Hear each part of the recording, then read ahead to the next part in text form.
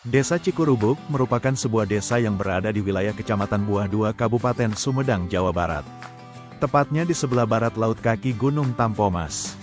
Desa Cikurubuk memiliki sistem pertanian organik yang dipercaya mampu meningkatkan kualitas hidup petani dan lingkungannya.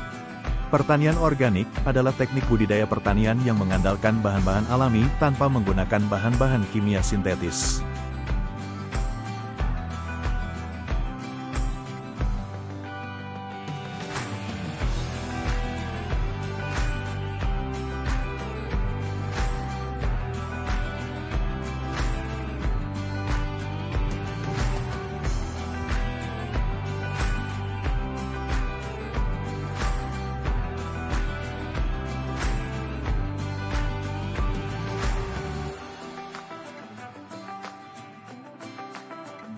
Kegiatan pengabdian kepada masyarakat yang dilaksanakan oleh Klaster Supply Chain Management Prodi Teknik Industri Universitas Widyatama pada tanggal 30 Mei tahun 2025 dengan judul Penyuluhan Proses Penanganan dan Penyimpanan Beras Organik Desa Cikurubuk, Kabupaten Sumedang. Kegiatan ini melibatkan 10 orang petani Desa Cikurubuk. Kegiatan diawali pembukaan oleh Kepala Desa Cikurubuk, yaitu Bapak Muhammad Fadar Junawar, ST. Selanjutnya paparan dari Muhammad Fauzi, ST, Mlok dan Ferani Hartati, ST, MT, didampingi oleh 5 mahasiswa. Ketua pelaksana kegiatan ini adalah Tulus Martua Sihombing, ST, MT, sedangkan konseptor dan materi paparan dipersiapkan oleh Setijadi, ST, MT dan Riki Ridwan Margana, ST, MT. Tujuan dari kegiatan PKM ini adalah untuk meningkatkan pengetahuan dan kemampuan petani Desa Cikurubuk dalam budidaya padi organik yang efisien, seragam, dan berkelanjutan melalui penguatan teknik penanganan dan penyimpanan bahan pasca panen, serta pemahaman rantai pasok dan logistik pertanian. Rantai pasok beras organik diawali dengan penyedia bibit yang dikirim ke produsen.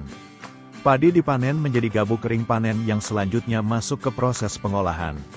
Setelah proses pengolahan menjadi beras organik siap didistribusikan oleh pedagang.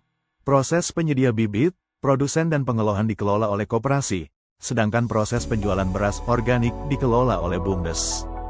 Pada proses pengeringan, padi hasil panen atau disebut juga gabuk kering panen, GKP, dikeringkan dengan cara dijemur secara konvensional dengan suhu lingkungan kurang lebih 31 derajat Celcius, dan waktu penjemuran di sekitar pukul 10 pagi sampai 2 siang.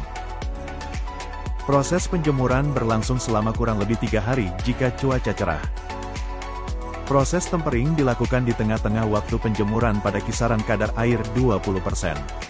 Tempering dilakukan untuk menyeragamkan kadar air gabuk.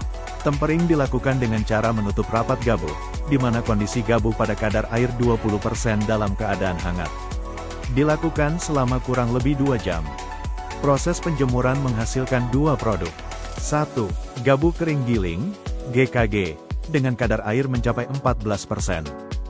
2. Benih gabuk dilakukan proses penjemuran yang lebih lama hingga kadar air mencapai 12%. Gabuk kering giling yang menunggu proses penggilingan. Disimpan dalam lumbung dan dipastikan kondisinya tetap dalam keadaan kering. Gabuk kering giling, dikemas dalam karung, dan dibawa menuju tempat penggilingan gabuk, atau rice milling unit. Pada proses penggilingan, GKG diproses pada mesin pemecah kulit gabuk, atau sekam menggunakan mesin huller, atau husker. Mesin ini berfungsi untuk memecahkan dan melepaskan kulit gabuk, atau sekam. Hasil dari proses ini berupa beras pecah kulit, BPK, yang berwarna putih kecoklatan, atau disebut juga dengan brown rice. BPK kemudian diproses pada mesin penyosok yang menghasilkan beras putih. Selanjutnya dilakukan pemilahan atau sortasi pada mesin pengayak beras. Hasil pemilahan terbagi menjadi 3 jenis beras sesuai dengan mutunya. 1. Beras utuh atau beras kepala. 2. Beras patah. 3. Beras menir. Proses penggilingan menggunakan rice milling unit, yang merupakan mesin penggilingan padi generasi baru, dapat memproses pengolahan GKG menjadi beras dalam 1 kali proses. Kapasitas RMU antara 0,2 sampai 1 ton per jam. Proses penggilingan ini menghasilkan limbah berupa sekam dan dedak. Pada proses penimbangan dan pengemasan. 1. Kemasan 1, 2, dan 5 kg. Produk ini menggunakan kemasan berbahan plastik. 2. Kemasan 25 kg.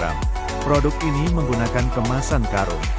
Untuk beras yang dikemas menggunakan plastik akan melalui proses vakum, bertujuan agar beras dapat lebih awet dan tahan lama hingga 6 bulan lebih, dengan syarat tidak bocor atau tidak terkena udara luar. Kegiatan PKM memberikan dampak positif dalam peningkatan kapasitas petani terhadap budidaya dan manajemen pasca panen padi organik. Melalui pelatihan yang difokuskan pada pemahaman sistem logistik pertanian serta rantai pasok beras organik, petani tidak hanya memperoleh pengetahuan konseptual, tetapi juga pengalaman praktis dalam memahami pentingnya efisiensi produksi dan pengolahan hasil tani.